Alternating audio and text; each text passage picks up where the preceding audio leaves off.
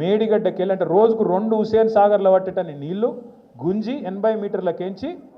618 మీటర్లు కొండపోచమ్మ సాగర్ ఉండేది 618 మీటర్ల మీద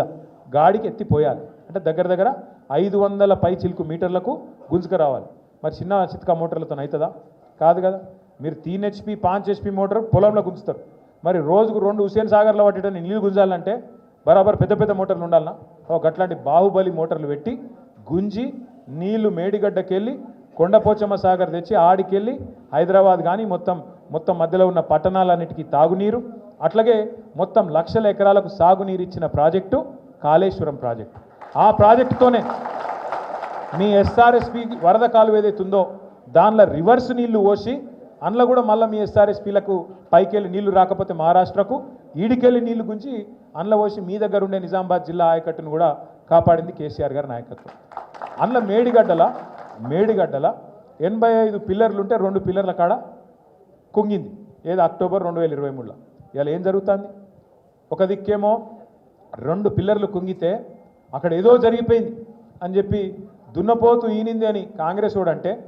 దుడ్డని కట్టేయమని బీజేపీ ఉరికొచ్చారు 48 గంటలలో 1 కాదు 2 కాదు 48 గంటలు 2 రోజులలోనే వచ్చుడు రిపోర్ట్ ఇచ్చుడు అయిపోయింది మొత్తం నాశనం కొట్టుకపోయింది కేసీఆర్ 1,00,000 కోట్లు తిన్నాడు అయిపోయింది ఖతం వాడు రిపోర్ట్ ఇచ్చుడు ఆలస్యం ఇటుకెళ్ళి మళ్ళీ వీళ్ళు లొల్లి ఆగం చేసుడు మొత్తం జనాన్ని గుమ్రా చేసిరు ఓట్లు వేయించుకున్నారు గెలిచిరు ఇవాళ 2 ఏళ్ళు దగ్గర పడుతుంది అక్టోబర్ వస్తే 2 ఏళ్ళు అవుతుంది ఆ 2 పిల్లర్లు కింగి మరి కొట్టుకపోలేదు కదా ఉన్నది కదా అట్లే దాన్ని రిపేర్ చేయాలన్నా వద్దా ఇప్పుడు మీరు ఇల్లు కట్టుకుంటారే ఇల్లు కట్టుకున్నాక 6 నెలలకో సంవత్సరానికో 2 ఏళ్ళకో ఓ దగ్గర మెల్లగా లీకేజ్ స్టార్ట్ అవుతుంది ఏం చేస్తారు లీకేజ్ స్టార్ట్ అయితే రిపేర్ చేయించుకుంటారా వాటర్ ప్రూఫ్ చేసుకుంటారా లేకపోతే ఇల్లు మొత్తం గులగొడతారా